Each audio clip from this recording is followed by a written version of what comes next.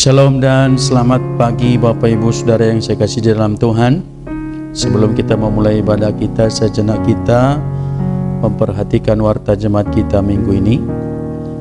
Gembala sidang, majelis dan seluruh jemaat mengucapkan selamat beribadah kepada kita di minggu ke-23 sesudah Pentakosta. Tuhan Yesus kiranya memberkati ibadah kita pada minggu ini.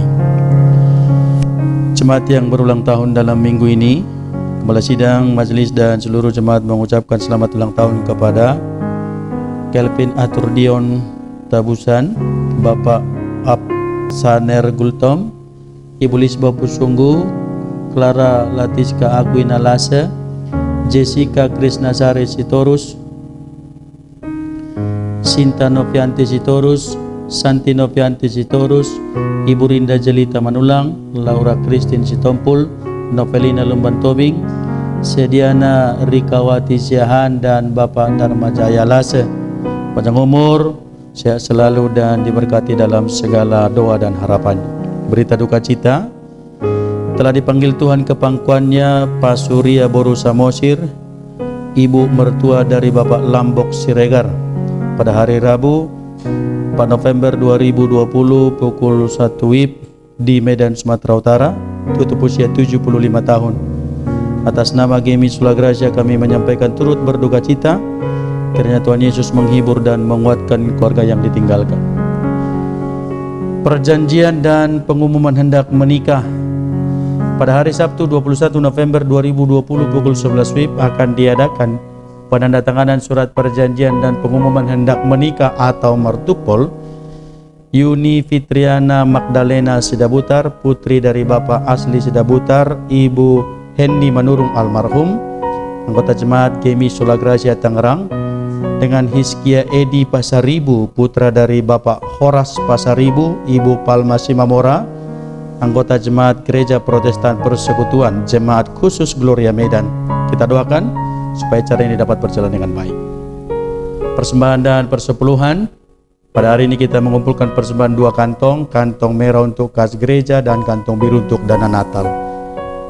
Kami menghimbau dan mengajak seluruh jemaat agar dengan sukacita memberikan ada apa yang menjadi milik Tuhan melalui persepuluhan kita setiap bulannya. Bagi jemaat yang belum memberikannya di bulan November, kami menghimbau supaya kita dapat mempersembahkannya dengan sukacita. Rapat prakongres. Pada hari ini sesudah kebaktian umum ketiga akan diadakan rapat prakongres bertempat di gereja. Seluruh majelis diundang untuk menghadirinya. Konferensi resort pada hari Minggu 15 November 2020 pukul 13 WIB akan diadakan konferensi resort Gemi Sulagracia bertempat di Gemi Sulagracia. Ibadah PWMI pada hari Sabtu 14 November 2020 pukul 17 WIB akan diadakan ibadah PWMI bertempat di gereja. Liturgis Ibu Ruth Deborah, doa syafaat Ibu Uli Pasaribu, khotbah Guru Lisa Marica Tobing. Seluruh anggota PWMI diundang untuk menghadiri. Bulan Bakti P2MI pada hari Sabtu 14 November 2020 pukul 8 WIB akan diadakan Bulan Bakti P2MI di gereja. Setelah acara itu akan dilanjutkan dengan persiapan perayaan Natal kaum Bapa. Seluruh anggota P2MI diundang untuk menghadirinya. Jadwal perayaan Natal Gemi Sulagracia tahun 2020, Minggu tanggal 6 Desember Natal Sekolah Minggu melalui online. Sabtu 12 Desember pukul 17 WIB Natal kaum ibu di gereja. Minggu 13 Desember pukul 17 WIB Natal P3MI dan PRMI di gereja. Minggu 20 Desember pukul 17 WIB Natal kaum Bapak di gereja. Malam penghayatan Natal akan dilaksanakan pada hari Kamis 24 Desember pukul 17 dan pukul 20 WIB. Kita adakan 2 kali. Ibadah Hari Raya Natal Jumat 25 Desember pukul 8 dan pukul 10.30 WIB di gereja. Ibadah akhir tahun Kamis 31 Desember 2020 pukul 17 WIB dan pukul 20 WIB. Dan ibadah syukur tahun baru 1 Januari 2021 pukul 8 dan pukul 10.30 di gereja. Dana Natal Bapak Ibu, total dana Natal yang kita butuhkan sebesar Rp26.500.000 dan dana Natal setiap keluarga diharapkan minimal 200.000 dan sudah bisa diserahkan kepada bendahara Ibu Herlina Tindaon. Petugas ibadah umum Minggu 15 November 2020 dapat kita lihat di slide dan di website gereja kita. Seluruh petugas diundang untuk hadir dalam sermon pada hari Rabu, di setiap hari Rabu pukul 19.30. Jemaat yang beribadah Minggu 15 November 2020, ibadah umum 1 pukul 7 WIB, sel grup Gloria dan sel grup Hosana. Ibadah umum 2 pukul 9 WIB, sel grup Maranatha dan sel grup Efrata. Ibadah umum 3 pukul 11 WIB, sel grup Getsemani dan sel grup Shalom. Laporan persembahan Minggu 1 November 2020, persembahan ibadah online, persembahan persepuluhan, dan persembahan ucapan syukur dapat kita lihat di slide, dan untuk lebih jelas dapat kita lihat di website gereja kita www.gmisulagracia.online. Tuhan Yesus memberkati. Shalom. Shalom Bapak Ibu dan saudara-saudari sekalian, kita bersyukur untuk waktu yang masih Tuhan berikan kepada kita. Kita dapat beribadah walaupun melalui online ini. Kita percaya bahwa Tuhan berkenan memberkati kita lewat ibadah ini. Mari kita mempersiapkan hati dan pikiran kita untuk masuk dalam ibadah kita hari ini. Kita berdoa dalam hati kita, memohon Tuhan memberkati ibadah kita. Kita berdoa dalam hati kita masing-masing.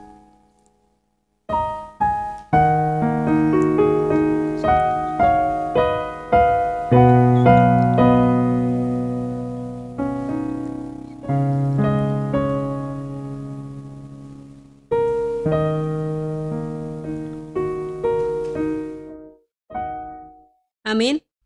Jemaat saya undang untuk bangkit berdiri. Kita memuji Tuhan dari buku nyanyian rohani Metodis nomor 11 ayat 1-2. Hai semua orang di dunia.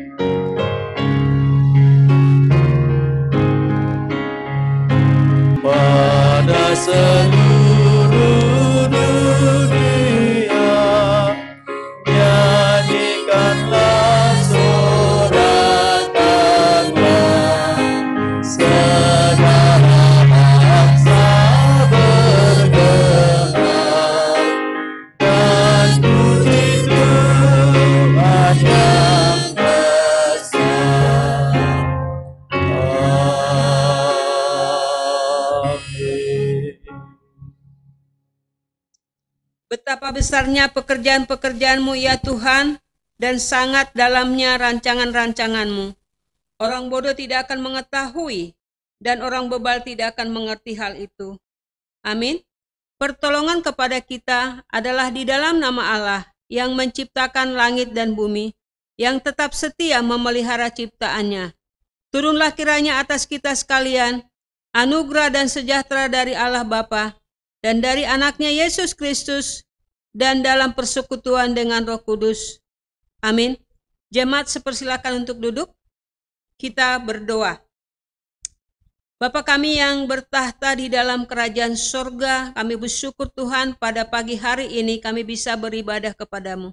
Kami mensyukuri Tuhan apa yang sudah Tuhan izinkan dapat kami alami. Kami dapat hidup sehat sampai saat ini Tuhan berkat pertolongan Tuhan. Tuhan kami berdoa biarlah ibadah yang kami lakukan ini adalah menjadi dupa yang indah di hadapan-Mu. Berkatilah kehidupan kami Tuhan. Berkatilah seluruh jemaat-Mu dimanapun mereka berada. Berkatilah seluruh bangsa-Mu Tuhan dimanapun kami tinggal. Biarlah Tuhan damai sejahtera-Mu tinggal di dalam hati kami. Supaya kami memuji-muji nama Tuhan di setiap kehidupan kami. Terpujilah nama-Mu. Kami serahkan ibadah ini dari awal, pertengahan sampai akhir. Di dalam nama Yesus kami berdoa. Amin. Jemaat saya undang untuk bangkit berdiri. Kita masuk pada pembacaan responsoriat yang terambil dari Mazmur 1 ayat 1 sampai 6. Ayat 1 saya sendiri, Bapak Ibu ayat 2, dan kita bergantian, ayat 6 kita bersama-sama. Demikian firman Tuhan. Jalan orang benar dan jalan orang fasik. Berbahagialah orang yang tidak berjalan menurut nasihat orang fasik, yang tidak berdiri di jalan orang berdosa, dan yang tidak duduk dalam kumpulan pencemooh. Tetapi yang kesukaannya ialah Taurat Tuhan, dan yang merenungkan Taurat itu siang dan malam. Ia seperti pohon yang ditanam di tepi aliran air, yang menghasilkan buahnya pada musimnya, dan yang tidak layu daunnya, apa saja yang diperbuatnya berhasil. Bukan demikian orang fasik, mereka seperti sekam yang ditiupkan angin. Sebab itu orang fasik tidak akan tahan dalam penghakiman. Begitu pula orang berdosa dalam perkumpulan orang benar. Kita bersama-sama. Sebab Tuhan mengenal jalan orang benar, tetapi jalan orang fasik menuju kebinasaan. Amin. Mulia bagi Bapa.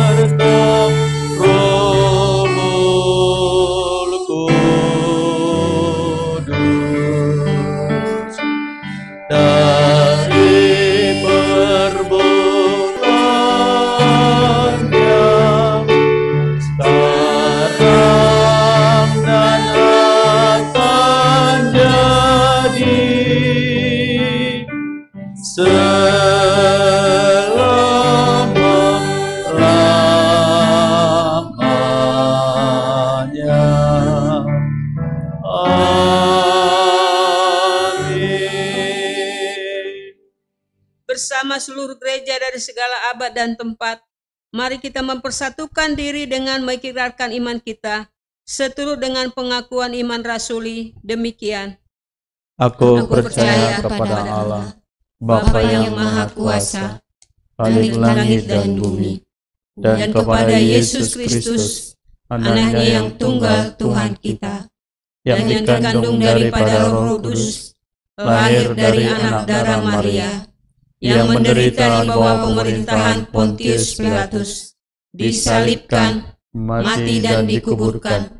Pada hari yang ketiga, bangkit pula dari antara orang mati, naik ke sorga, duduk di sebelah kanan Allah, Bapa yang Maha Kuasa, dan akan datang dari sana untuk menghakimi orang yang hidup dan yang mati. Aku percaya kepada Roh Kudus, gereja yang kudus dan am, persekutuan orang kudus, pengampunan dosa, kebangkitan daging, dan hidup yang kekal. Amin. Jemaat saya persilakan untuk duduk. Kita akan menaikkan doa-doa syafaat kita kepada Tuhan. Kita mempersiapkan hati dan pikiran kita dengan memuji Tuhan dari buku nyanyian rohani Metodis nomor 51 ayat 1 sampai 2. Tolong hamba-Mu ya Allah.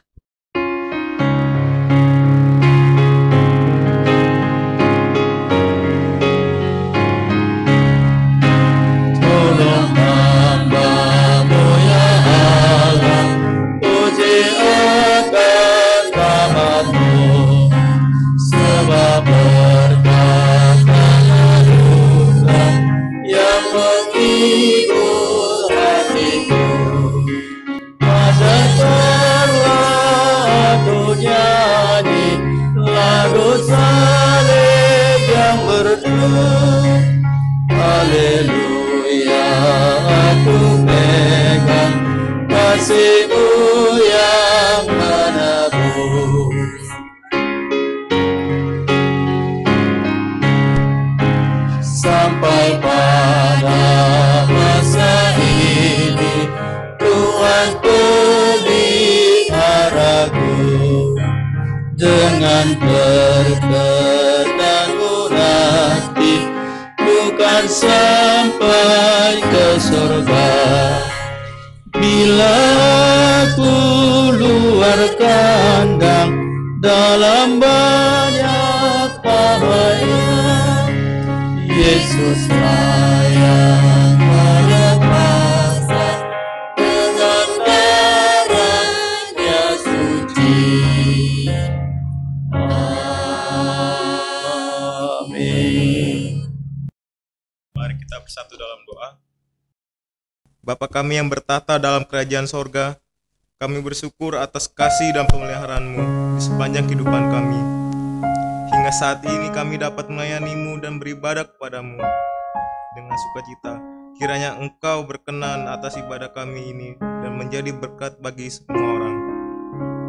Bapa kami di dalam sorga, pada kesempatan ini kami rindu mendoakan bangsa dan negara yang kami cintai ini ke dalam tangan kasihan Tuhan. Tuhan, kiranya melawat bangsa kami untuk dapat mengatasi setiap persoalan dan pergumulan yang ada di dalam negara kami ini Tuhan. Baik COVID, baik ekonomi, penegakan hukum, dan stabilitas keamanan. Tuhan, kiranya memberkati Presiden kami Bapak Joko Widodo, supaya dengan hikmat Tuhan dapat memimpin bangsa ini menjadi bangsa yang makmur dan bangsa yang dapat berlaku adil bagi seluruh masyarakatnya. Kami doakan Kabupaten Tangerang ini Tuhan dan seluruh pemerintahannya supaya dapat berjalan dengan baik, bertumbuh secara ekonomi, secara toleransi dan juga kepedulian antar masyarakat. Tuhan, berkenan memberkati lingkungan di sekitar gereja kami ini, khususnya di Gelam Jaya, supaya kehadiran gereja kami memberi dampak yang baik bagi sekeliling kami. Kami juga berdoa buat Gereja Metodis Indonesia baik wilayah 1 dan 2, wilayah pengembangan. Kiranya Tuhan berkenan membekali gereja ini menjadi alat kemuliaan-Mu. Berkati para bisop, para pendeta, guru Injil, aktivis, dan seluruh jemaat-Mu dimanapun berada, supaya masing-masing kami dapat melakukan tugas pelayanan kami untuk hormat kemuliaan-Mu. Secara khusus kami juga berdoa untuk gereja kami Tuhan, Gereja Metodis Sola Gracia ini. Berkati gembala sidang kami Pak Pendeta Tomuan Simarmata dalam melayani-Mu Tuhan. Urapan Tuhan dan kuasa-Mu menyertai hamba-Mu ini, sehingga gereja kami ini dapat semakin bertumbuh dan memuliakan nama-Mu. Berkati seluruh majelis, leader, dan seluruh aktivis gereja ini Tuhan. Kami sehati sepikir, bahu-membahu dalam melayani-Mu Tuhan. Kami berdoa juga untuk seluruh jemaat-Mu di tempat ini Tuhan. Memberkati kami satu persatu yang bergumul Tuhan. Tolong yang dalam masalah Tuhan bukakan jalan. Yang mencari pekerjaan, Tuhan berikan pekerjaan. Yang dalam pendidikan, Tuhan tambahkan kepintaran. Yang mencari pasangan hidup, Tuhan berikan yang berkenan kepadamu. Dan setiap keberadaan jemaat-Mu kami ini serahkan kepadamu.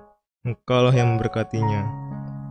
Secara khusus kami berdoa buat jemaat Tuhan yang sakit, khususnya untuk Sari Tarigan, Irfan Sitorus, Christian Sutejo, Indra Lesmana Siregar, dan nama yang tidak dapat kami sebutkan satu persatu ya Tuhan. Kiranya tangan-Mu yang penuh kuasa memberkati mereka, memberkati dokter yang merawat mereka, obat yang mereka konsumsi, sehingga menjadi sarana mukjizat Tuhan atas mereka. Tuhan, kiranya berkenan memuliakan jemaat-Mu yang dalam pemulihan, khususnya untuk Bapak El Pangabean dan Bapak Roy Nababan. Tuhanlah yang menyempurnakan kesehatan mereka sehingga mereka penuh sukacita dan daripada Tuhan. Bapa kami yang baik, kami juga berdoa buat kerinduan gereja kami untuk membeli ruko yang di sebelah gereja kami, Blok AB nomor 4 Tuhan. Kiranya Engkau berkenan mengabulkan kerinduan kami ini untuk membeli ruko samping kami ini Tuhan. Tuhan Yesus yang baik, Engkau mengerti seluruh keberadaan kami, hati kami dan harapan kami serahkan dalam tangan kasih-Mu. Engkaulah yang mewujudkan bagi kami. Di atas segala permohonan kami, terlebih dahulu ampuni dosa dan pelanggaran kami, supaya doa ini tidak terhalang olehnya. Dalam nama anakmu Yesus Kristus, kami berdoa dan bersyukur kepadamu. Amin.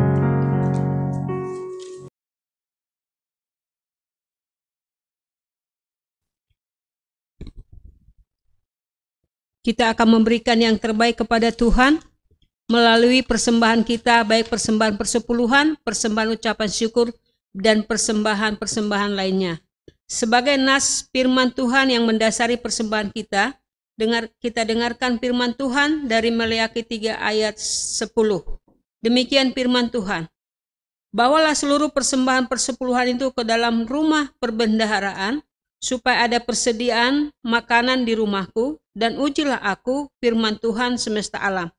Apakah aku tidak membukakan bagimu tingkap-tingkap langit dan mencurahkan berkat kepadamu sampai berkelimpahan? Aku akan menghardik bagimu belalang pelahap, supaya jangan dihabisinya hasil tanahmu, dan supaya jangan pohon anggur di padang tidak berbuah bagimu. Firman Tuhan semesta alam. Sambil kantong persembahan dijalankan, kita memuji Tuhan dari buku nyanyian rohani metodis nomor 186, Jiwa Raga Kubaktikan.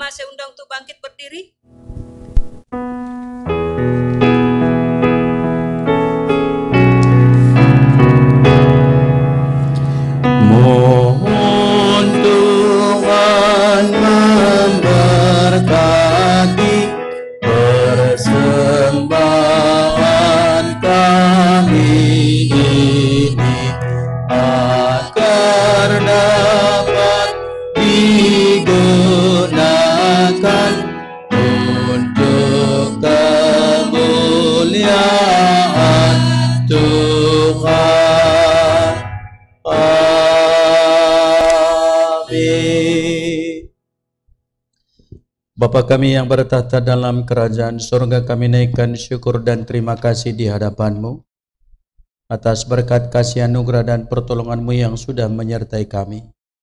Tuhan, terima kasih jika dalam minggu-minggu ini terus Engkau boleh menolong kami melaluinya, sehingga kami boleh tiba pada hari ini untuk beribadah kepada Tuhan. Kaulah yang memberkatinya. Dengan penuh rasa syukur dan terima kasih kami membawa persembahan kami yang beribadah di rumah dan juga di gereja ini. Kami datang dengan segala rasa syukur membawa persembahan kami. Kau yang memberkati persembahan ini supaya dapat dipergunakan untuk memperluas kerajaan Tuhan. Berkatilah seluruh jemaat-Mu yang sudah mempersembahkannya. Tangan kasih Allah berkuasa memberkati pekerjaan dan kesehatan mereka. Kami berdoa buat jemaat Tuhan yang berulang tahun dalam minggu ini. Kelvin Aturdion Tabusan, Bapak Absaner Gultom, Ibu Lisbau Pusunggu, Clara Latiska Aquina Lasa, Jessica Krisnasari Sitorus, Sinta Novianti Sitorus, Santi Novianti Sitorus, Ibu Rinda Jelita Manulang, Laura Christine Sitompul, Novelina Lumbantoming, Sediana Rikawati Siahan, Bapak Dharma Jaya Lasa. Kami memohon kepada-Mu Engkau yang memberkati dan mengurapi mereka Tuhan. Dengan bertambahnya usia, bertambahlah iman, hikmat dan kasih mereka kepada Allah. bertambah-tambahlah seluruh pengharapan mereka. Kami berdoa juga buat keluarga Bapak Lambok Samos Siregar yang berduka cita oleh karena orang tua yang mereka kasih sudah Engkau panggil ke sisimu. Hiburkan dan hiburkanlah seluruh keluarga ini sehingga mereka boleh terus berpengharapan kepada Allah. Tuhan, terima kasih. Ini doa syukur dan pengharapan kami kepada Allah yang kami sampaikan melalui Putra-Mu Yesus Kristus, kami berdoa. Amin. Bapak Ibu Saudara, kita akan menerima kebenaran firman Tuhan pada pagi hari ini. Mari kita persiapkan hati kita dengan memuji Tuhan dari nyanyian kita nomor 131 ayat 1 sampai 2.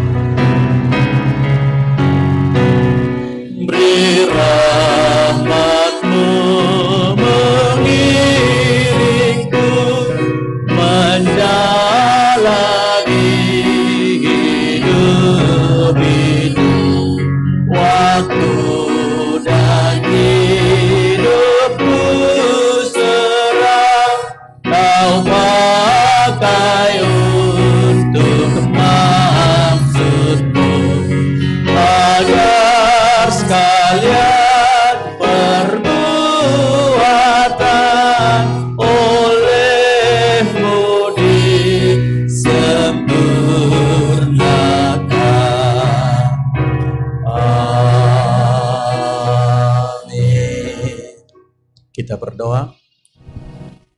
Bapa dalam surga, kami bersyukur kepadamu untuk kesempatan yang Engkau beri bagi kami boleh beribadah kepada Tuhan walaupun melalui online.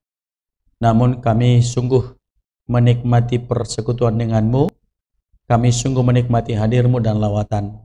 Berkati dan berkatilah kami, berkatilah umatmu, berkatilah seluruh peralatan yang kami pergunakan, berkatilah juga jaringan supaya ibadah kami tidak terganggu olehnya. Dan berkati juga hamba-Mu yang boleh menyampaikan isi hati-Mu. Biarlah firman-Mu tidak berlalu begitu saja, tetapi firman-Mu sungguh-sungguh menjadi firman yang hidup, firman yang mengubahkan dan yang meneguhkan bagi kami. Dalam Yesus Kristus kami berdoa. Amin. Shalom Bapak Ibu Saudara yang saya kasih di dalam Yesus Kristus. Mari kita bersama-sama membuka Alkitab kita dari Matius pasalnya yang ke-22 ayat 34 sampai ayat yang ke-46 sebagai nats khotbah untuk kita pada minggu ini. Dan sebelum kita baca, kami informasikan buat kita Bapak Ibu, kalau pada hari ini di gereja sudah boleh beribadah ya. Sudah kita diizinkan beribadah. Dan kita berharap semua COVID segera berakhir sehingga kita semuanya boleh bersama-sama beribadah di rumah Tuhan ini. Injil Matius pasal 22 ayat 34 sampai ayat yang ke-46. Demikian firman Tuhan. Ketika orang-orang Farisi mendengar bahwa Yesus telah membuat orang-orang Saduki itu bungkam, berkumpullah mereka dan seorang dari mereka, seorang ahli Taurat, bertanya untuk mencobai dia. Guru, hukum manakah yang terutama dalam hukum Taurat? Jawab Yesus kepadanya, kasihilah Tuhan Allahmu dengan segenap hatimu dan dengan segenap jiwamu dan dengan segenap akal budimu. Itulah hukum yang terutama dan yang pertama. Dan hukum yang kedua yang sama dengan itu ialah, kasihilah sesamamu manusia seperti dirimu sendiri. Pada kedua hukum inilah tergantung seluruh hukum Taurat dan kitab para nabi. Ketika orang-orang Farisi sedang berkumpul, Yesus bertanya kepada mereka, katanya, apakah pendapatmu tentang Mesias? Anak siapakah dia? Kata mereka kepadanya, anak Daud. Katanya kepada mereka, jika demikian bagaimanakah Daud oleh pimpinan roh dapat menyebut dia tuannya ketika ia berkata, Tuhan telah berfirman kepada Tuanku, duduklah di sebelah kananku sampai musuh-musuhmu kutaruh di bawah kakimu. Jadi jika Daud menyebut dia tuannya, bagaimana mungkin ia anaknya pula? Tidak ada seorang pun yang dapat menjawabnya, dan sejak hari itu tidak ada seorang pun yang berani menanyakan sesuatu kepadanya. Sampai sedemikian jauh pembacaan firman Tuhan untuk kita pada pagi hari ini. Saudara-saudara yang saya kasih di dalam Tuhan, tentunya ayat ini bukan sesuatu yang baru. Kita sudah tahu semua, mungkin kita pun sudah hafal, sering menjadi bahan diskusi, bahkan mungkin ayat ini sering dibuat menjadi dalih atau ayat yang untuk bisa menyatakan sesuatu kepada orang lain untuk bisa hidup di dalam. Tetapi saya mau mengajak kita untuk boleh merenungkannya kembali supaya kita bisa memaknai setiap kehidupan kita dalam persekutuan, dalam kehidupan bermasyarakat secara baik dan benar berdasarkan hukum yang Tuhan maksud. Pertama, saya mau mengajak kita untuk melihat, saudara, definisi, sebab yang ditanya adalah mengenai hukum. Memang saya tidak ahli dalam hukum ini ya. Saya coba baca beberapa referensi. Saya coba baca beberapa literatur untuk ini yang mendasari untuk melihat definisi ini, saudara. Hukum memiliki banyak dan ragam definisi dan pengertian. Secara umum, saudara, hukum merupakan suatu sistem yang dibuat oleh pihak yang berwenang ataupun pemerintah dari suatu negara yang berisi aturan dan norma yang diterapkan guna menciptakan kedamaian dan ketertiban di negara tersebut. Jadi itu adalah sebuah aturan norma yang dibuat oleh yang berwenang. Jadi siapa yang berwenang, dialah yang membuat hukumnya. Kalau dalam Kamus Besar Bahasa Indonesia ada beberapa definisi yang disampaikan mengenai hukum, yaitu peraturan atau adat yang secara resmi dianggap mengikat, yang dikukuhkan oleh penguasa atau pemerintah. Hukum juga adalah undang-undang, peraturan dan sebagainya untuk mengatur pergaulan hidup masyarakat. Hukum juga berarti sebuah patokan atau kaidah atau ketentuan mengenai peristiwa alam atau peristiwa lainnya yang tertentu. Nah, ini mungkin yang bisa disebut mendasari ada hukum-hukum alam atau kode-kode alam. Hukum adalah kumpulan peraturan yang mengatur tingkah laku manusia di dalam masyarakat dan terdapat sanksi bagi pelanggar. Itu kalau berbicara definisi. Tetapi para tokoh-tokoh dulu ada membuat definisi, saya kutip di sini dua. Pertama, Aristoteles. Menurut Aristoteles, pengertian hukum adalah tidak hanya berarti kumpulan aturan yang dapat mengikat dan berlaku pada masyarakat saja, tetapi juga berlaku pada hakim itu sendiri. Sehingga hukum itu tidak satu arah, tetapi hukum itu berlaku dua arah. Dengan kata lain, hukum tidak dibuat hanya diperuntukkan untuk ditaati oleh masyarakat, tetapi hukum dibuat untuk ditaati oleh baik yang membuat hukum, baik bagi masyarakat, baik pejabat, baik siapapun. Menurut Plato, hukum adalah seperangkat peraturan-peraturan yang tersusun secara baik, secara teratur, yang sifatnya mengikat hakim dan masyarakat. Nah, saudara-saudara, kalau dari definisi ini kita bisa melihat bahwa hukum, walaupun dengan banyak definisi, yang dipertanyakan, yang disampaikan kepada kita dari definisi yang banyak ini, saudara, bahwa hukum adalah sebuah tata aturan, sebuah tata kelola, sebuah norma-norma yang dibangun untuk tujuan menjaga ketertiban, untuk menjaga semua berjalan secara baik, minimalisir persoalan-persoalan, dan untuk membatasi orang-orang untuk melakukan hal-hal yang tidak baik, sebab di dalam hukum pasti ada sanksi. Nah, tujuan hukum dibuat tentu saja saudara supaya mengatur tingkah laku manusia supaya terarah kepada hal yang positif, tidak merugikan diri sendiri dan tidak merugikan orang lain. Itu tujuan. Mewujudkan keadilan sosial bagi seluruh rakyat, bagi semua yang tinggal di negara tersebut. Kalaupun sekarang ada, kita tahu otonomi daerah tujuannya bukan untuk memperbesar kekuasaan bagi para pejabat daerahnya, tetapi diberi keleluasaan untuk membuat peraturan yang bisa mensejahterakan masyarakatnya. Jadi itu utamanya sesungguhnya di situ. Hukum juga dibuat bertujuan saudara untuk membangun kesadaran dari setiap orang tentang pentingnya sistem yang berhukum yang berlaku di negara tersebut, di daerah tersebut. Sehingga memang kita tidak bisa berkata bahwa kita tidak mau menuruti hukum dan aturan-aturan di satu tempat sebab kita ada di dalamnya. Nah, sedikit lagi saudara mengenai ini secara umum ya, saya sampaikan bahwa apa yang ada dalam unsur-unsur apa yang ada dalam hukum umum yang kita tahu di negara ini misalnya. Hukum dibuat untuk mengatur setiap tingkah laku dan tindakan yang dilakukan oleh manusia. Relasi, boleh tidaknya melakukan sesuatu tindakan, semua peraturan-peraturan yang bersangkutan dengan kehidupan sehari-hari. Hukum memiliki sifat mengatur, tetapi juga bisa memaksa. Makanya ada yang disebutkan, jangan lakukan ini, tidak boleh, dan ada beberapa kata-kata yang sifatnya mungkin sedikit keras dan memaksa. Terdapat sanksi untuk setiap pelanggar hukum. Maka kalau melanggar ada sanksi. Naik motor tidak ada SIM-nya, itu melanggar akan ditilang, ada didenda. Apalagi sekarang zaman Jokowi tidak ada lagi berlaku 86. Selesaikan di tempat ya. Tapi semua sudah harus ikuti prosedur yang berlaku. Hukum dibuat oleh pihak yang berwenang dan itu yang menjadi sebuah unsur-unsur untuk kita. Kenapa perlu saya sampaikan?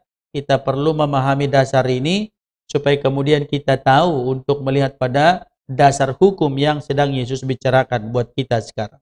Nah, berangkat dari pemahaman ini, saudara, saya mengajak kita untuk merenungkan firman Tuhan ini dan memahaminya dengan baik untuk bisa kita lakukan. Disebutkan begini, kalau kitab undang-undang hukum pidana KUHP di negara kita ini dan berbagai undang-undang yang lainnya mungkin sangat banyak, terus terang saya tidak tahu.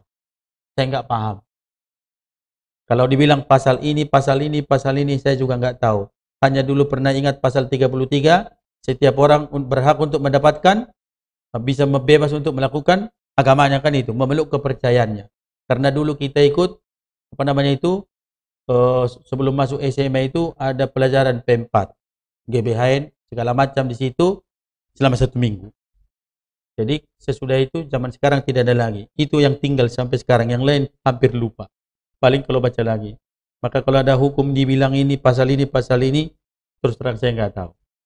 Nah, tetapi dalam bangsa Israel, Bapak Ibu, hukum yang dipahami oleh orang Yahudi itu adalah ada 613 ketetapan firman Allah dengan rinciannya, 248 perintah yang positif, dan 365 perintah yang bersifat larangan.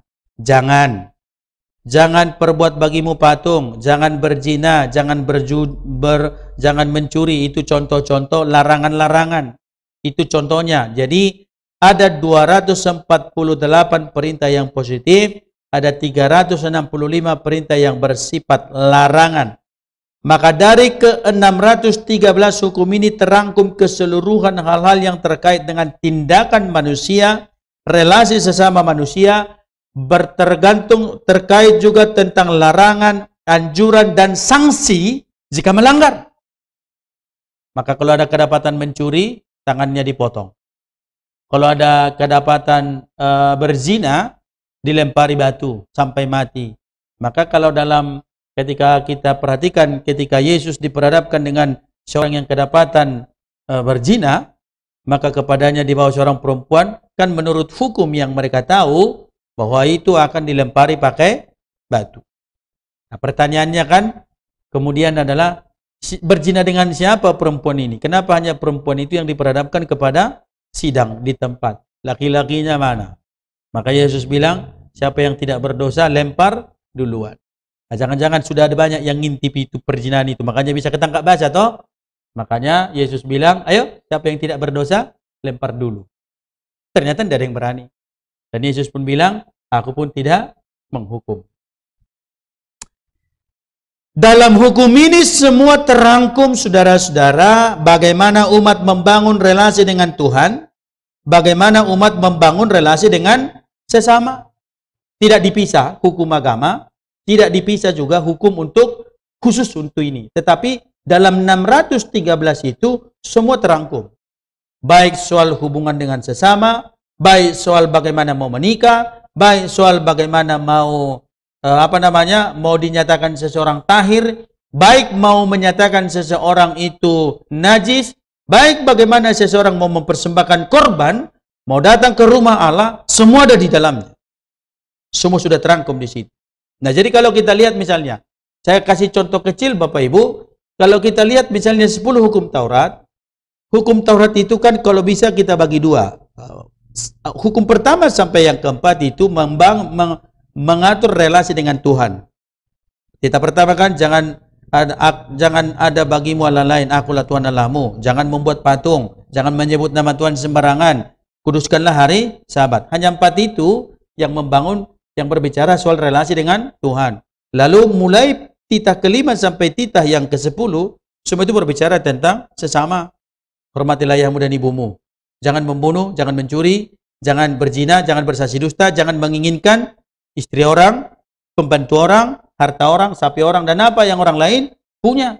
Nah sekarang hukum yang ke-10 banyak dilanggar. Apa buktinya saudara? Sekarang banyak pelakor. Pencuri, laki orang. Banyak kan? Banyak. Gosip-gosip di TV banyak. Dan banyak sekarang yang ya hidupnya juga sama. Pernikahannya yang tidak utuh banyak? Banyak. Cerai? Belum. Maka kami buat istilahnya S3. Sirang so sirang. Kenapa? Itulah gambarannya kalau mereka tidak lagi tunduk pada hukum ini. Ada banyak yang melanggar. Nah, saudara, pertanyaan kepada Yesus. Dari 613 hukum itu, mana yang lebih utama? Bisa kita sebutkan sekarang misalnya dari 600 itu, mana yang lebih utama? Kan pertanyaannya. Dari 613 hukum ini, manakah yang paling utama? Saya kira nanti saya harus tanya ahli hukum ini, ya Pak Mira ya. Bahwa hukum dibuat, masing-masing punya tujuannya kan? Dan hukum dibuat, masing-masing punya alasannya, dan masing-masing punya tujuannya. Sehingga masing-masing hukum berbicara terhadap kasusnya masing-masing. Tetapi ahli Taurat yang bertanya itu adalah hukum mana yang paling utama?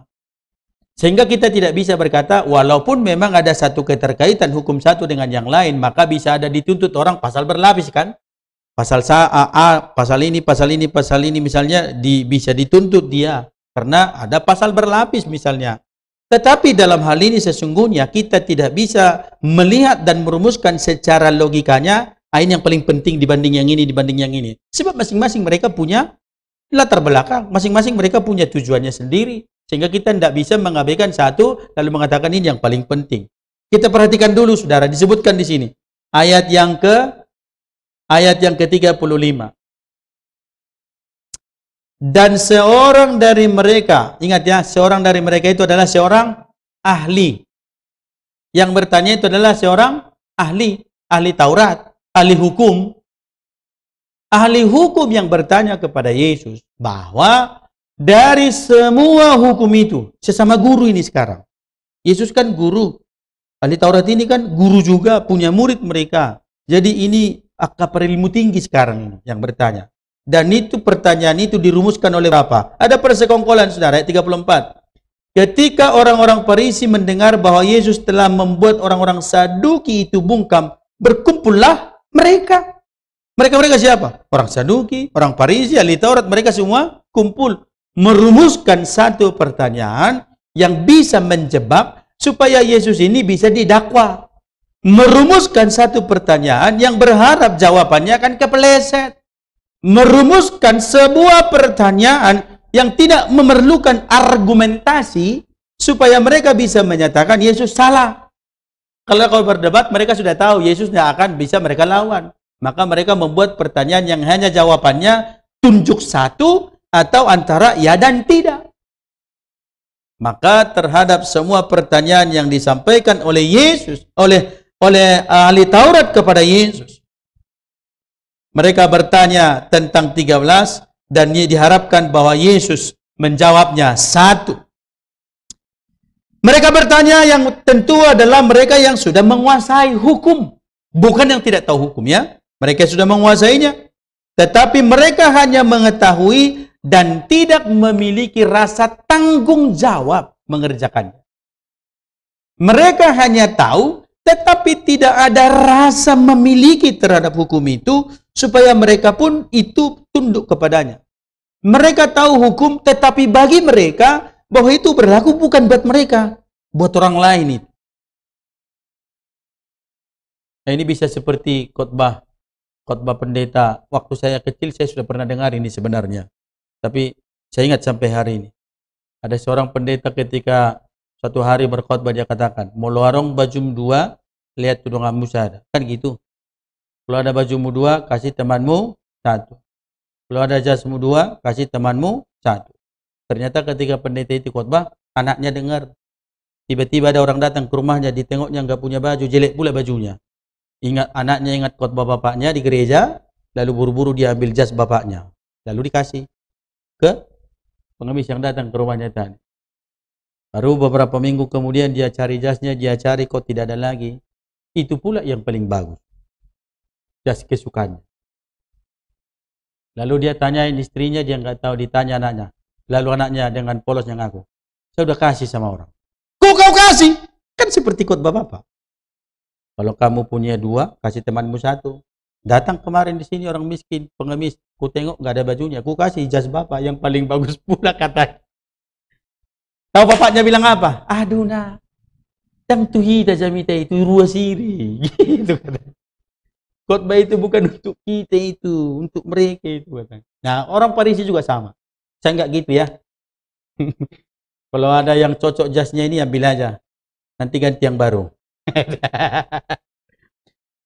Bahwa mereka tahu, mereka paham, tapi mereka tidak punya rasa kalau hukum itu pun buat mereka. Mereka tidak lagi punya sebuah rasa bahwa mereka pun harus bertanggung jawab mengerjakannya. Tidak, maka mereka tidak memiliki pemaknaan yang sempurna terhadap setiap hukum yang dibuat. Maka segala sesuatu yang tidak dipahami kan tidak akan mungkin dilakukan dengan serius. Maka mereka tidak bisa mengerjakannya. Nah, saudara, perlu dan sangat penting untuk kita ingat bahwa hukum yang berlaku di Israel itu adalah di pemberian dari sang penguasa kehidupan. Kan yang membuat hukum adalah mereka yang berwenang. Dan hukum yang dibuat untuk Israel itu, hukum Taurat itu adalah dibuat oleh yang berwenang atas kehidupan itu, ya Tuhan. Tuhan yang memilih mereka menjadi satu umat. Tuhan yang memilih mereka menjadi sebuah komunitas jadi umatnya. Lalu Tuhanlah yang menurunkan hukum kepada mereka. Baik itu soal relasi dengan orang, baik bagi mereka membangun bait Allah, membangun mezbah, membawa persembahan, soal korban, baik itu soal hidup sehari-hari, bahkan untuk makan pun, bahkan untuk puasa pun, bahkan untuk berperang pun. Semua Tuhan yang memberi. Karena dia yang punya wewenangnya. Jadi hukum itu adalah hukum yang Tuhan beri buat mereka. Bukan yang mereka pikirkan kemudian melihat situasi ini lalu mereka pikirkan, enggak. Mereka. Dan saya katakan, Israel pada zaman itu adalah bangsa yang paling luar biasa oleh karena mereka satu-satunya yang sudah punya tatanan hidup beragama, punya hukum dan tatanan bermasyarakat yang sudah baku, yang luar biasa, produk sorga, bukan produk manusia. Produk sorga, saudara. Karena Tuhan yang memikirkannya. Tidak ada diskusi. Tetapi Tuhan yang memberikan perintah itu langsung kepada mereka. Dalam pemerintahan Tuhan, hukum diberikan bagi mereka.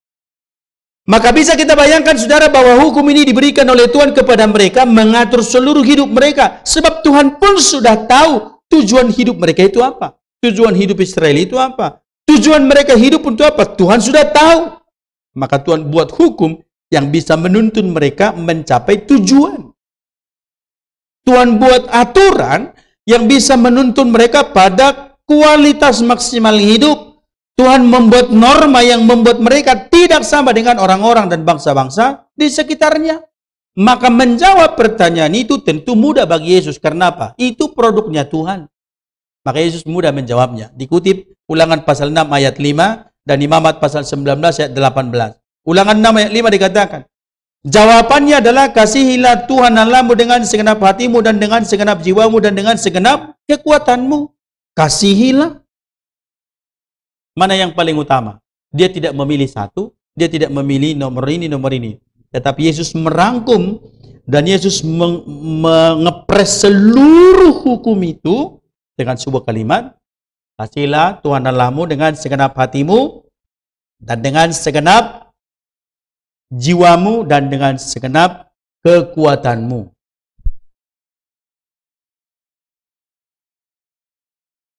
Dan hukum yang kedua yang dikutip oleh Yesus adalah Imamat pasal 19 ayat 18.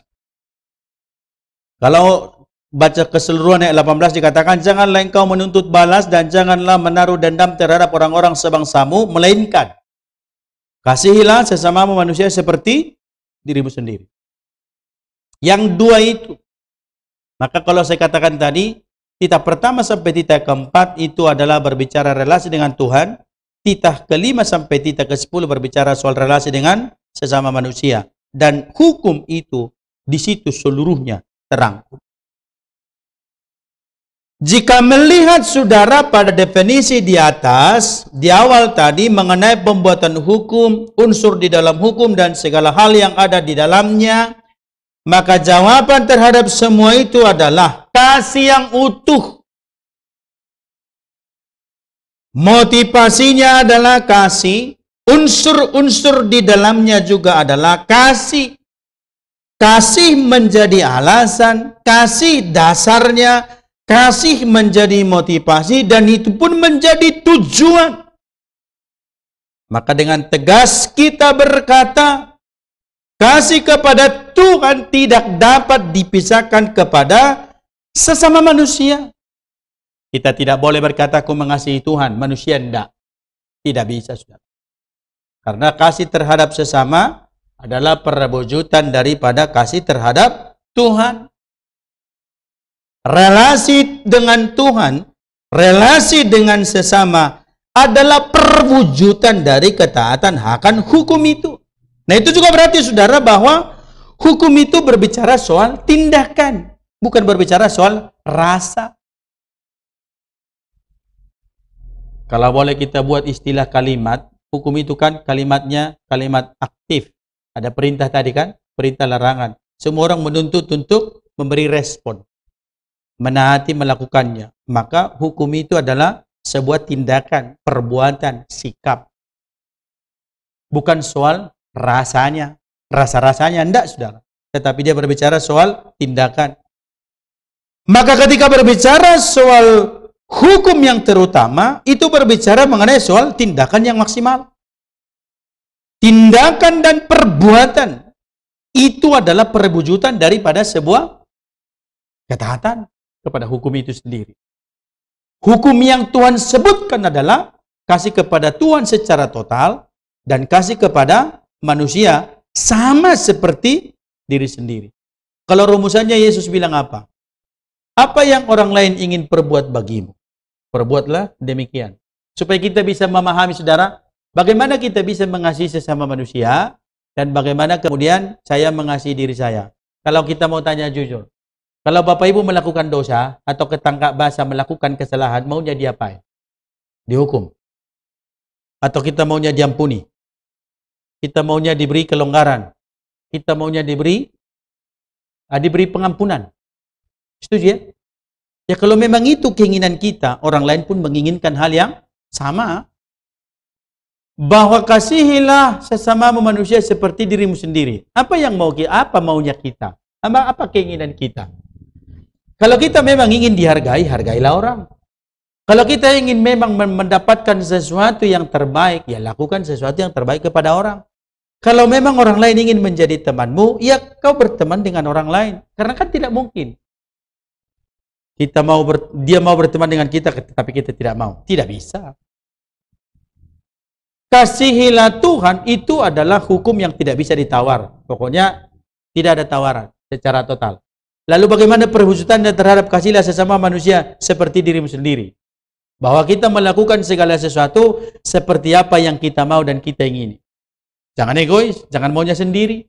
Jangan hanya kepentingannya sendiri. Jangan hanya keinginannya sendiri.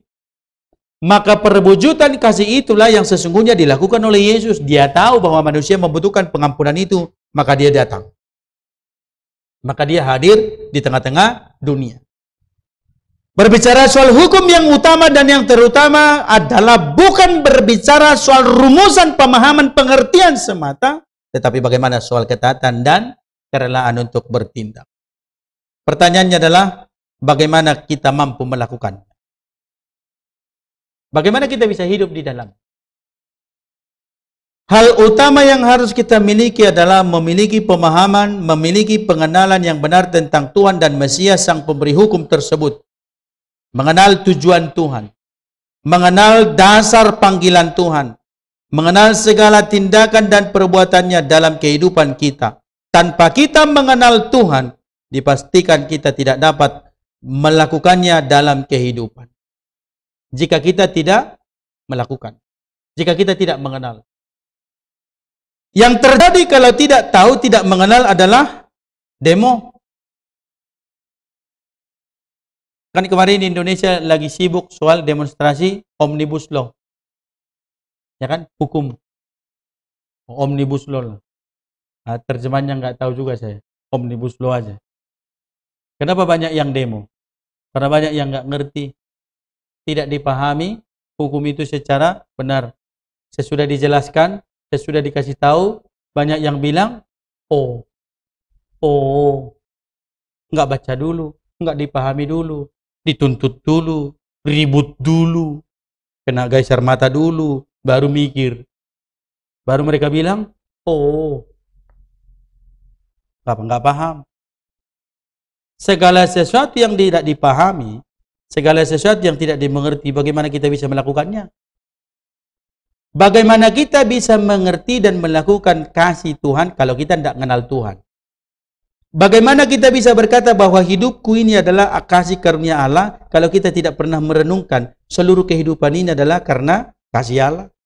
Bagaimana kita kemudian bisa berkata bahwa Tuhan baik kalau kita tidak pernah mengaku seluruh kebaikan dalam hidup yang kita nikmati adalah karena kemurahan Tuhan? Lalu bagaimana kita kemudian bisa berkata aku mengasihi orang lain sementara kita sendiri tidak pernah menyadari kalau kita sudah mendapatkan kasih yang besar daripada Tuhan? Rahasia kemampuan untuk bisa melakukan hidup dalam hukum itu adalah mengenal Tuhan dalam segala tindakannya, mengenal Dia dalam segala pengorbanannya, mengenal Dia dalam penderitaannya, mengenalnya dalam kebangkitannya, mengenalnya dalam segala janjinya. Tanpa itu kita tidak tahu dan tidak bisa melakukan. Bagaimana bisa mewujudkannya dalam hidup kita, saudara? Bahwa kita tahu hidup kita ini adalah anugerah Tuhan yang terbesar yang sudah diberikannya atas kita. Selama kita tidak pernah menyadari bahwa seluruh hidup kita adalah kasih karunia Allah, ingatlah bahwa kita akan menjadi orang-orang yang egois, bahkan mungkin akan menjadi orang yang sombong. Sebab kita merasa sudah cukup hebat, cukup pintar, cukup luar biasa, semua karena kita, karena kekuatan kita. Tetapi setiap orang ketika dia sudah menyadari bahwa hidupnya adalah anugerah Allah, maka dia akan tunduk di dalam kuasa Allah. Tunduk di hadapan Tuhan, tunduk kepada Dia. Jika kita tidak mengerti tujuan Tuhan menjadikan kita ada di sini sebagai gereja dan sebagai jemaat, maka gereja ini pun tidak penting bagi kita. Selama kita tidak pernah memahami tujuan Tuhan mengumpulkan kita di gereja, memilih kita menjadi umatnya, mungkin kita akan menjadi seperti orang-orang Israel yang merasa bahwa kita adalah penguasa atas diri kita. Dan tidak tertutup kemungkinannya Tuhan berkata, enyahlah dari hadapan. Tetapi persekutuan ini, tetapi gereja ini akan menjadi penting buat kita ketika kita tahu Tuhan membawa kita ke sini karena Ia menginginkan kita hidup dalam kasih dan kebenaran. Amin, saudara. Harus dipahami. Selama ini kita tidak tahu, maka bagi kita gereja itu tidak penting. Persekutuan itu tidak penting. Ibadah itu tidak penting. Pertanyaan ini sesungguhnya untuk menjebak Yesus, tetapi jawaban ini kemudian mengubah semua paradigma dan pemahaman-pemahaman. Menyatakan semua bahwa mereka yang bertanya adalah mereka yang hanya mengerti, tetapi tidak mampu melakukannya. Mengerti secara teori, tetapi tidak mengalami kasih itu. Mengerti secara teori, tetapi tidak memahami akan segala karya Tuhan yang ajaib bagi mereka. Bagaimana kita bisa mampu mengerjakan segala yang Tuhan mau? Kita perlu sadar, hidup kita adalah karya ajaib Tuhan bagi kita hari ini. Amin, saudara. Hidup ini, hidup kita karya ajaib Allah. Ribuan orang yang meninggal karena COVID. Puji Tuhan kita sehat sampai hari ini. Ribuan orang hari ini, mungkin jutaan di seluruh dunia ini, bergumul soal pekerjaan di PHK karena COVID ini. Tapi bersyukur Bapak Ibu kita dipelihara Tuhan hari ini. Ada begitu banyak orang yang terlantar hari ini tidak mengenal kasih Allah. Tetapi kita bersyukur hari ini, Tuhan pakai seluruh media, Tuhan ciptakan seluruh orang-orang yang pintar, bisa membuat kamera, laptop, semua sinyal segala macam. Ketika pandemi datang, kita tetap bisa beribadah. Tidak ada alasan tidak beribadah. Tetapi terlalu banyak alasan untuk tidak beribadah. Terlalu banyak. Maka penting untuk kita pikirkan sesungguhnya. Supaya kita mampu hidup di dalam kasih itu yang Tuhan beri. Tunduk terhadap hukum, tidak kena sanksi neraka besok. Sebab katakan hukum Tuhan itu ada sanksi, nggak ada. Yang taat masuk surga, yang tidak taat masuk neraka. Tinggal pilih aja yang mana. Kalau begitu setengah baiklah saya atau setengah jahat. Nanti antara surga dan neraka. Tidak ada itu. Hanya ada tempatnya surga dan neraka. Yang dua itu aja. Makanya tinggal pilih. Ketaatan terhadap hukum itu adalah ada sanksinya itu surga. Ketidaktaatan ada sanksinya juga adalah neraka. Tetapi bagi kita bagaimana kita bisa taat? Renungkan di sepanjang hidup kita bagaimana Tuhan sudah bekerja, bagaimana Tuhan sudah berbuat, dan bagaimana Dia melakukan berbagai keajaiban hingga pada hari ini kita boleh bersuka cita beribadah ini. Amin, saudara. Mari kita berdoa. Sebelum saya tutup dalam doa, saudara, mari kita berdoa dalam hati kita masing-masing. Merenungkan sejenak karya ajaib dan pertolongan Tuhan yang sudah nyata bagi hidup kita. Ketika Tuhan berkata, kasihilah Tuhan Allahmu dengan segenap hatimu dan dengan segenap akal budimu dan dengan segenap jiwamu, dengan segenap kekuatanmu. Itu artinya Tuhan menuntut totalitas sebab Ia sudah menganugerahkan dan melakukannya bagi kita. Ia menganugerahkan semua, bahkan nyawanya, bahkan Ia rela mati demi saudara dan saya. Bagaimana kita bisa mewujudkannya, saudara? Kenali karya Allah, karya Tuhan yang ajaib di hidup. Pemeliharaannya atasmu, pekerjaanmu, usahamu, keluargamu, anak-anakmu, pendidikanmu, cita-citamu. Tuhan ada menolong. Kita adalah orang-orang yang berbahagia sebab demi saudara dan saya, Yesus rela mati menebus kita dari keberdosaan untuk membawa kita kepada kehidupan yang kekal. Pahami dan sadari bahwa Tuhan rindu kita menikmati persekutuan dengan Dia dalam kekekalan. Itu tujuannya. Dia membuat undang-undang untuk kita jalani, peraturan untuk kita jalani, hukum kita jalani. Apakah kita taat? Dan apakah kita sudah melakukan?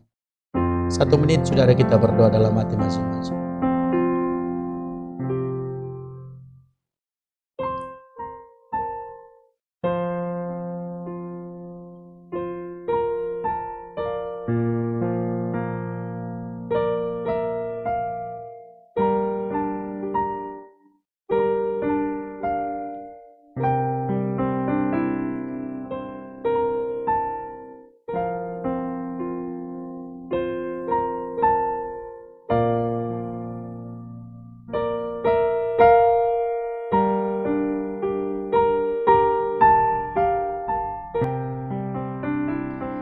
Tuhan sudah melakukan karya besar, karya ajaib di hidup kita, saudara. Kita angkat pujian ini kepada Tuhan. kasih yang karya terbesar, kasih yang terindah,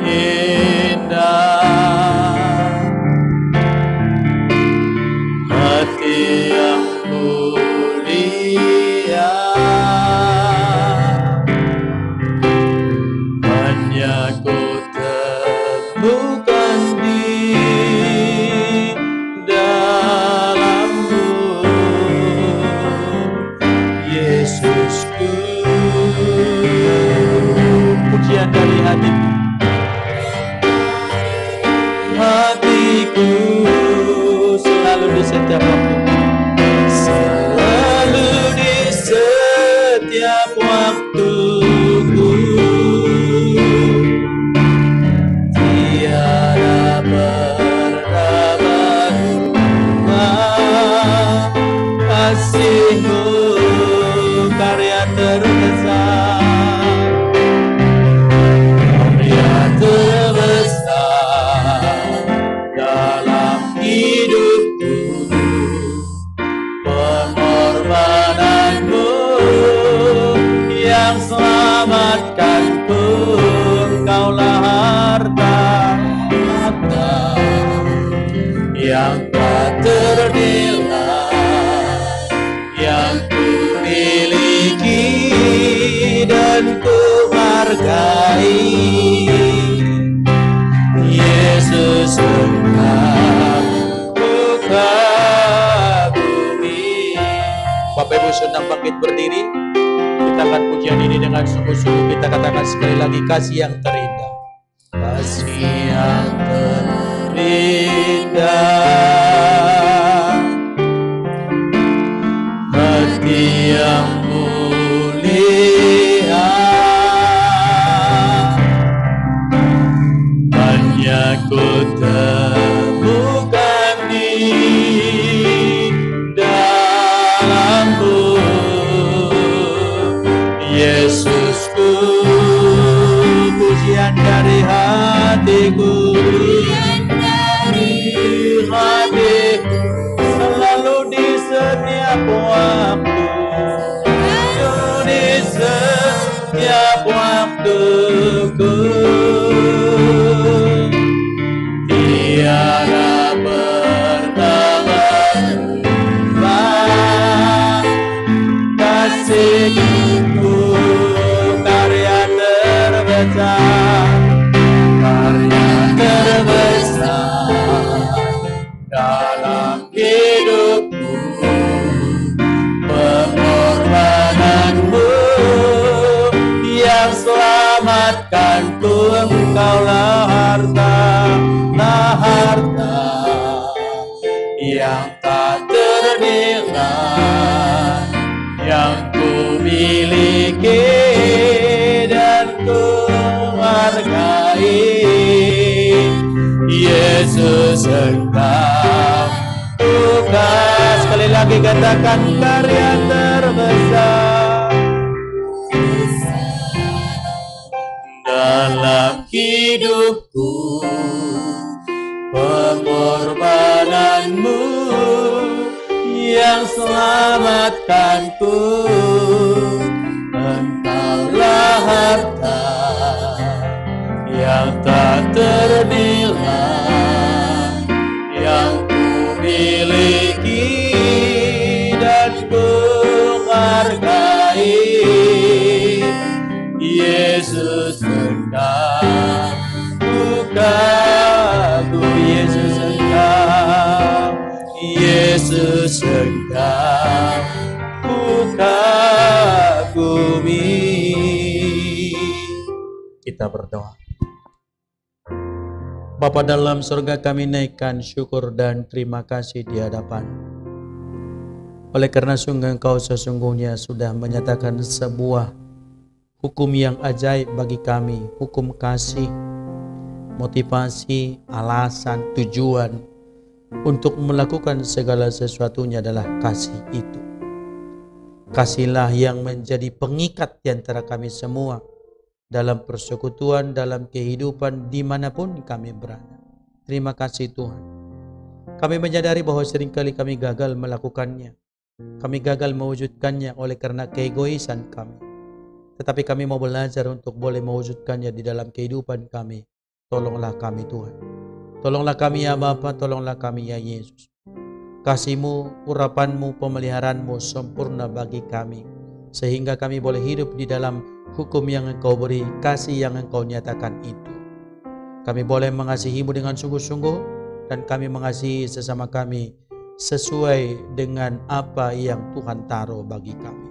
Tuhan terima kasih, bila firman-Mu kami boleh bawa pulang dalam kehidupan kami. Bapa yang baik, kami berdoa buat seluruh jemaat Tuhan, Engkau menilik keberadaan mereka. Tuhan hadir menolong mereka dan melawat mereka. Tuhan berkuasa atas mereka dan Tuhanlah yang memberkati segala kehidupan mereka, pekerjaan mereka, kesehatan mereka, pendidikan anak-anak mereka, pekerjaan suami, pekerjaan istri, bahkan kasih di antara setiap anggota keluarga semakin utuh karena Allah. Tuhanlah yang memberkati jemaat-Mu. Kami bersyukur boleh beribadah kembali Tuhan. Dan kami terus bermohon bila COVID ini berlalu, sehingga kami boleh melakukan seluruh aktivitas kami dengan baik. Terima kasih ya Tuhan. Kami sampaikan seluruh doa harapan kami kepadamu di dalam Yesus Kristus Allah kami yang hidup, yang sudah mengajar kami berdoa. Bapa kami yang di sorga, dikuduskanlah namamu, datanglah kerajaanmu, jadilah kehendak-Mu di bumi seperti di sorga. Berilah kami pada hari ini makanan kami yang secukupnya, dan ampunilah kami akan kesalahan kami, seperti kami juga mengampuni orang yang bersalah kepada kami. Dan janganlah membawa kami ke dalam pencobaan, tetapi lepaskanlah kami daripada yang jahat. Karena Engkaulah yang punya kerajaan dan kuasa dan kemuliaan sampai selama-lamanya. Amin. Kepada Allah dipuji, serta kepada Al-Masih, Rohul Kudus muliakan, berkuasa dan berkasihan. Amin. Saudaraku yang kekasih, arahkanlah hati dan pikiranmu kepada Tuhan. Tunduk dan taat kepada perintah Allah, kasih-Nya yang sudah dinyatakannya. Itulah yang menuntun seluruh perjalanan hidup kita. Itulah yang kiranya menjadi perekat dalam hubungan kita satu dengan yang lain, dalam keluarga, dalam gereja, dalam pekerjaan, dan dimanapun. Dan oleh karenanya kita boleh taat secara total kepada Allah. Mari jalani hidup kita dengan mengandalkan Tuhan dan terimalah berkat Tuhan. Tuhan memberkati engkau dan melindungi engkau. Tuhan menyinari engkau dengan wajah-Nya dan memberi engkau kasih karunia. Tuhan menghadapkan wajah-Nya kepadamu dan memberi engkau damai sejahtera di hidupmu, di keluargamu, di pekerjaanmu, dan dalam segala impian dan harapanmu, sekarang bahkan sampai Maranatha Kristus datang kembali. Amin. Amin. Amin. Amin.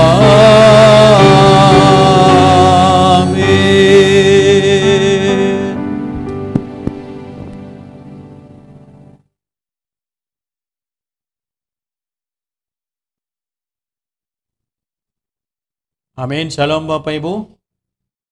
Selamat hari Minggu buat kita, dan kita bersyukur untuk ibadah yang boleh berjalan dengan baik, dan kami berharap semua kita yang di rumah mengikuti ini dengan sungguh-sungguh. Saudara-saudara, kita bersyukur juga kalau memang di gereja sudah diperbolehkan untuk beribadah, dan doakan supaya semua berjalan dengan baik. Perayaan Natal kita seperti yang sudah diwartakan tadi, supaya semuanya juga boleh berjalan dengan baik. Dan Natal kita sudah boleh diserahkan kepada bendahara atau koordinator sel grup ya Bapak Ibu ya, untuk perayaan Natal kita. Salam sehat, salam sukacita, hati yang gembira adalah obat yang manjur. Tuhan Yesus memberkati. Shalom.